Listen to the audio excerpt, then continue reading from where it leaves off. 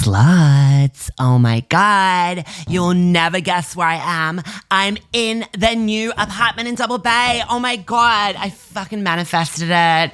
It's moving in day. Mum and Dad are helping me. As you can probably hear, sorry about all the noise. I'm just in my new room. Dad, I'm recording the podcast. Can you shut up, please? Allow me a little bit of courtesy, okay? Oh my God. Sorry. So I'll tell you what's been happening, but I've only been in for a few hours. It's like so fucking cool. I am loving it. Obsessed. It's fucking everything. Mum and Dad are setting up all the furniture. Unfortunately, I can't help because I had my nails done yesterday, so I can't be lifting boxes and stuff. Mum's just carried my stand-up paddleboard up there's 5 flights of stairs, so it's quite a journey, but there's no lift. Yeah, I don't know how she did it too because her arms are really skinny, but yeah, she's going to miss that stand-up paddleboard too because she's had it like next to her bed, climbing over it to get in, and she's been using the paddle part of it like to wave Dad's farts away during the night. So yeah, she'll miss it. But yeah, so much to unpack, guys, literally. Buckle up, slutty McSlut faces, your queen is going to spill.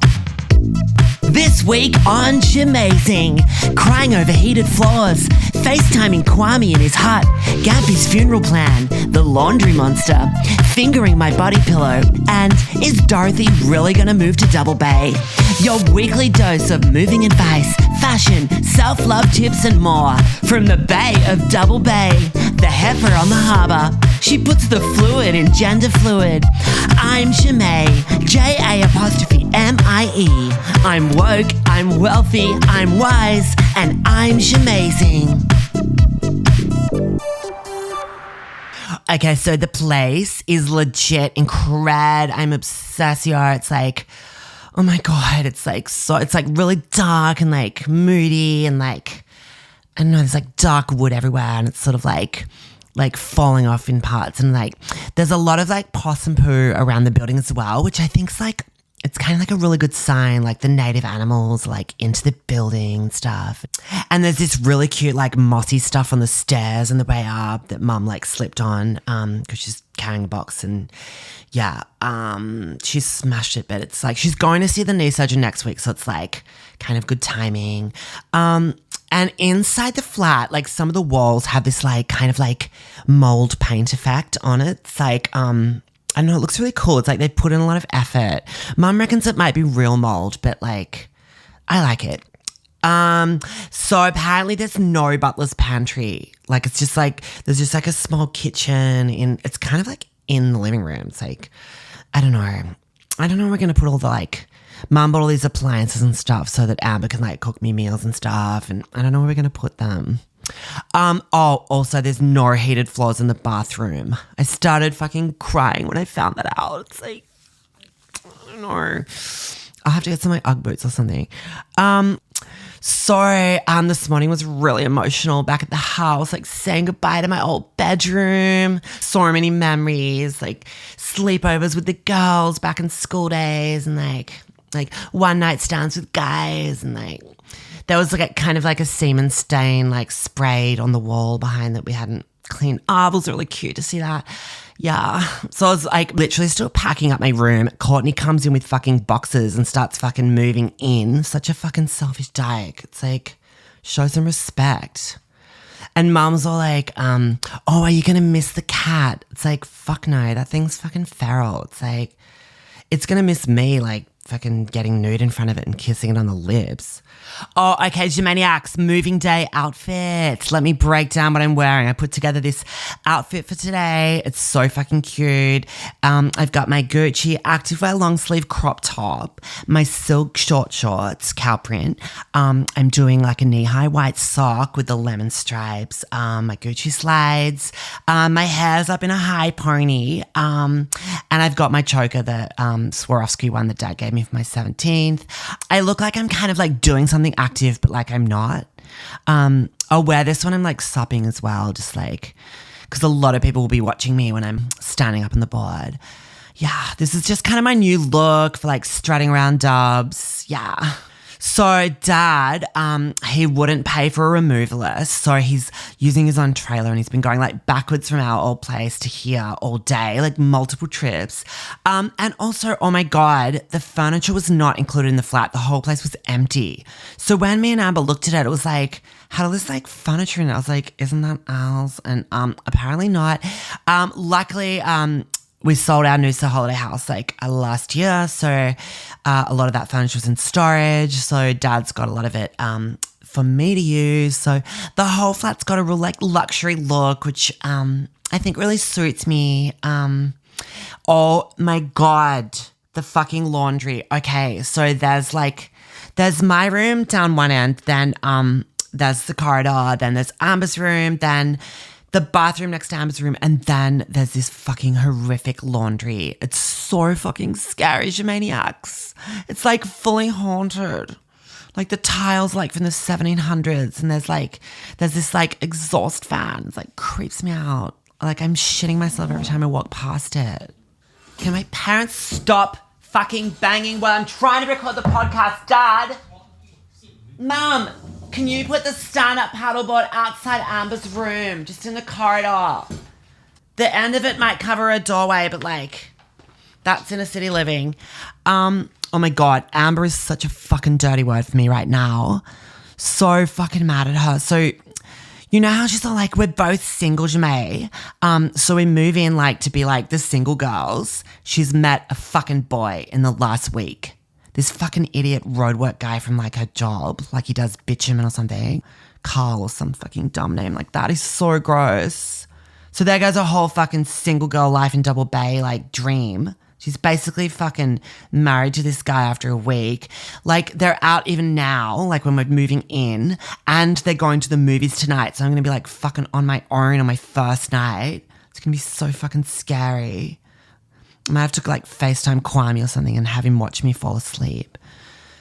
Anyway, besides that, I fucking love this place. I love my room. It's really fucking cute. It's got like this window, like you can fully, like it's really close to the building next door. So like I'm kind of looking at like a brick wall, but also like a window. So whoever lives in that flat, they just got lucky. They're going to be seeing a lot of tit.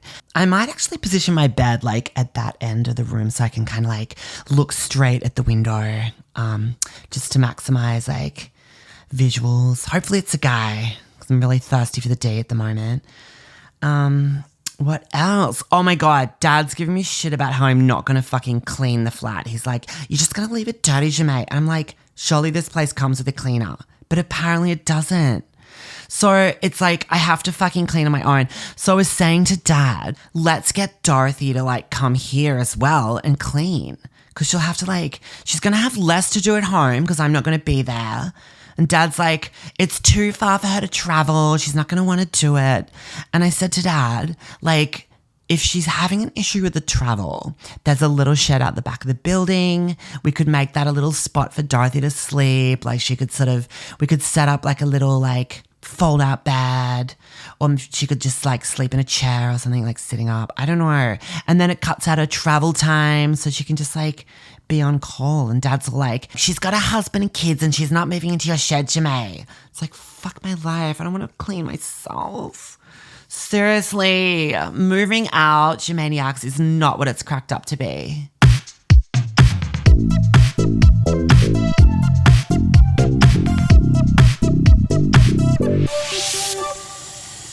Oh my God, so it's later. Hi guys, I'm just having a bath. It's kind of small and like plasticky compared to like the big marble one at home, but yeah, got my knees kind of up in my face, which is different. Feels kind of good when I refill, but yeah, I'm here for it. My parents have just left, thank God. And they're all like, you're going to be okay, Jemay. Like, just because I'm by myself tonight. Mom's like crying and like, yeah, I'm like, see ya, wouldn't want to be ya. I bit Dad's shoulder too on the way out, just for old time's sake. He welled up, which was kind of nice. Maybe from the pain of the bite. Yeah, so It's really kind of sexist as well. Like, dad's all worried about me. I'm a fucking strong, independent woman of the world. It's like, I can handle being on my own in an apartment in Double Bay, for fuck's sake. As long as I don't have to walk past that fucking laundry. Oh my God, it's terrifying. I'm just gonna like barricade myself in my room tonight with a bookshelf. And I've got my rape alarm as well, so just keep that, just clutch onto that. I'm just gonna FaceTime Kwami tonight too.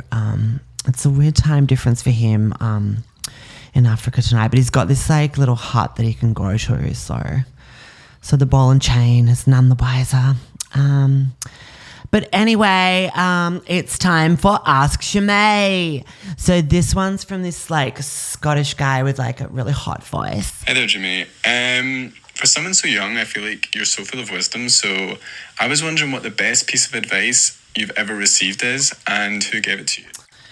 Great question. Okay, I've had to think about this, and it was actually Kwami. He's really wise, and he goes to me once, like, I won't do the voice, but he goes, if you can't love yourself, how in the hell are you going to love somebody else? Can I get an amen? I'll never forget it. It was like, Kwami, that's so powerful. I wrote it down. It's just like so true. And it made me think a lot about like self-love. So tips for me, loving yourself. And this is kind of my area of expertise. Like I'm a huge fan of myself. Amber also is a viral self-love expert. So she's taught me a lot as well. My self-love tips, I talked about this with Kwami as well after he said that amazing quote. Number one would be I send myself love letters in the mail. So like these really like passionate words of love and just about how much I love myself, a little squirt of perfume on the letter. I kiss the envelope and I act all surprised when like the postman delivers it. And I'm like, what's the lippy doing on the... and then I read them back. It's just a great self-love idea. I enclose nudes sometimes as well. Yeah.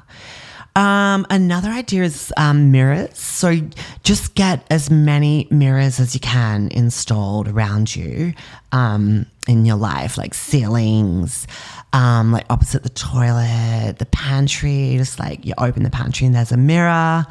The fridge, the back of the microwave. You want to see yourself all the time, like maximize how much you see yourself and just go fucking like, God, I'm hot when you do. Like just get into yourself. It's really nice. When you're talking to someone also, you can have like a mirror behind them so you can just kind of like look over their shoulder and just kind of drift off, like glaring at yourself. Yeah, I've added a lot of mirrors into my Fiat as well. So when I'm driving, there's just like mirrors on the left and just kind of around the windscreen and stuff. So I can see myself. I can actually barely see the road because it's like there's so many. Another good self-love idea is like you print out like a full body photo of yourself and you have it printed onto a pillowcase on like a body pillowcase. So like it's life size and you can like carry it around and like sleep with it, kiss it. Yeah, I've done like a nude picture on mine. It's like full length and just with like an ever so slight leg spread. Yeah, I've worn out the fabric in like a certain part of it. Yeah, another tip. I've had a lifelike rubber mask made of my face. So like it's extremely accurate. Like you think it's me when people wear it.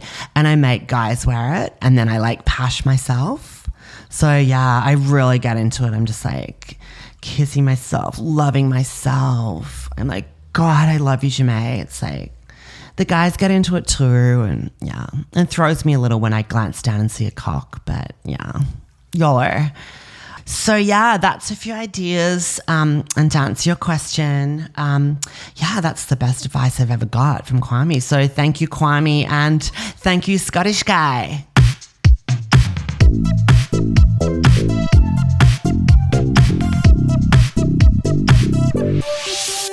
Oh my God, Shemaniacs. So I'm just getting ready for brunch now, but I gotta tell you what happened. I just had the worst night of my life. I hate living in Double Bay so much. So, oh my God. I woke up at like 3, pulled out my earplugs and took off my Peter Alexander face mask because I heard this noise coming from the corridor. Like, I swear this voice just starts going, Jamais, jamais. I was like coming from the laundry. So I'm like shitting myself. Like my door was like open a little bit and I can see like down the corridor.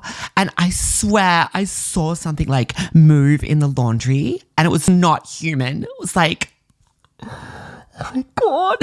And I'm like, at that point, I'm just like Amber, like calling out to her going, Amber, can you hear me? Are you home yet? Like trying to get her attention. Like I knew I had to get to Amber's room because she wasn't like responding. So I'd have to go past the laundry. I was going to be so fucking scary.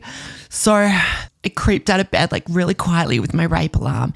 I couldn't find my Fendi silk robe. So I just had to go nude. And then I just like slowly fully opened the door. And then I just bolted to Amber's room, like just right past the laundry monster. Like he could have just like grabbed me on the way past. So then I get to Amber's room, stepped over the stand-up paddleboard and I go in and I can see her in bed and I'm like, Amber, like trying to wake her up. The bitch wouldn't wake up. So I just got in bed with her. So I'm like under the covers, like on my side of the bed, like clutching the rape alarm and I'm facing the mirrored wardrobes. All of a sudden, I see another face opposite me. I thought it was some like fucking hot chick lying in another bed right next to me. And I freaked out, but it was the fucking mirror. And I screamed this like fucking blood-curdling scream, like so loud. It was like, you could probably like hear it from the other side of the harbour. Like it would have like woken up the lions at Taronga Zoo. I press my rape alarm like while I'm screaming. It's so fucking loud. Suddenly the lights come on and fucking Carl, Amber's boyfriend, he's been in bed the whole fucking time. He comes running around the bed thinking I'm like some kind of like nude, like hot intruder. And he's almost gonna like bash me. Luckily Amber stopped him. I was like sobbing so much. I'm only just stopped crying. It was so fucking scary. Maniacs. Anyway, Amber's been like grumpy all morning about it and Carl thinks I'm like really high maintenance and I'm like, thank you. It's not my fault there's a fucking monster in the laundry. I swear it called out my name. Also, Amber smashed her knee on the stand-up paddleboard. So she's like extra pissed at me.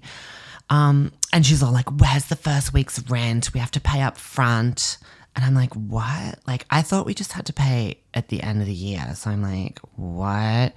So now I'm like freaking out about having to pay it. So Amber and Carl are like, well, you could just get a job at like the traffic control thing at their construction company. And I'm like, as fucking if. Like, and Amber's like, we can just have like one stop slow sign each and just like message each other during the day or like work on our socials. Like you don't really have to pay attention when you're doing it. So it's like, but there's no fucking way I'm doing that. Imagine if I was seen by anyone. It would be so fucking humiliating. It's like I'm a prominent influencer. It's like you don't fucking wear high vis. So anyway, right now Amber's taking me to brunch at Bill's. Then I'll get on with my day. I've got to take some selfies down by the water. But yeah, I really have to work out this whole fucking rent thing. It's doing my head in, maniacs. I can't believe I'm having a fucking money crisis. It's like so on me. It's so fucking not cute.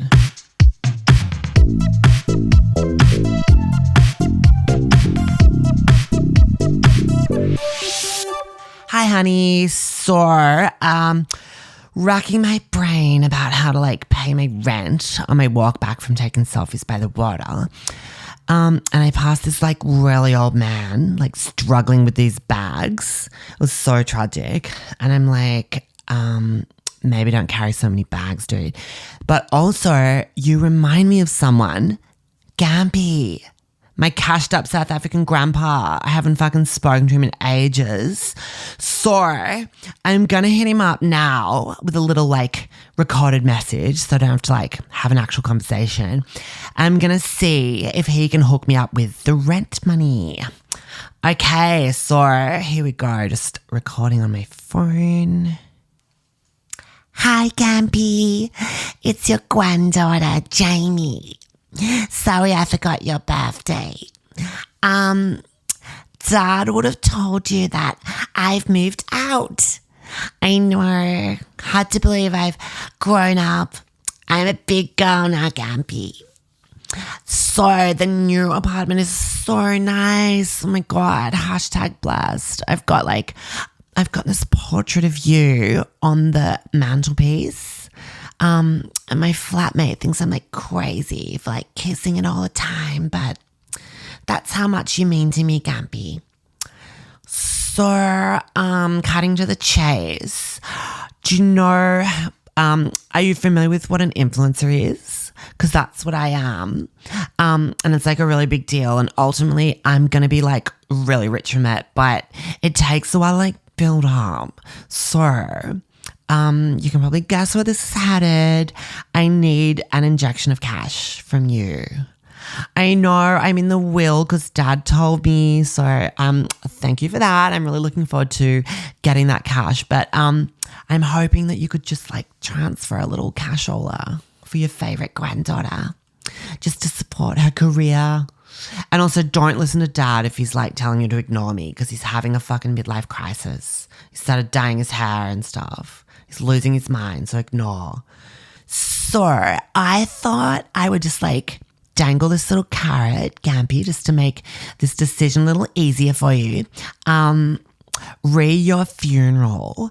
So if you're willing to transfer, say like 30 grand Australian dollars to me, I'd be willing to not only sing at your funeral, but play the flute as people arrive at the church and stuff. And like handle the whole entertainment of it. You choose the songs, whatever you want. Dad said you're into like Rod Stewart or whoever you're into, I'll just do whatever. Mariah Carey, I'll just do that. Whatever you want, Gamps. The whole thing's up to you. And then you just tell me. But on the condition that I get the 30 grand. So let me know ASAP because my bitch of a flatmate's going to kick my ass if I don't cough up the cash soon. Anyway, hope you're well, Gampy. If you're not, well, you've had a good innings. I love you, Gampy, so fucking much. Love your little baby granddaughter, Jamie. Bye-bye, Gampy. Okay, fucking send. All right, fingers crossed, you maniacs. That's it for this week, guys. Pray for me, read rent. I'm sticking out the double bay lifestyle, even though it's like so fucking hard. I hope the fucking laundry monster goes away. Illy, Nahugan, stay quiche, guys. Bye-bye.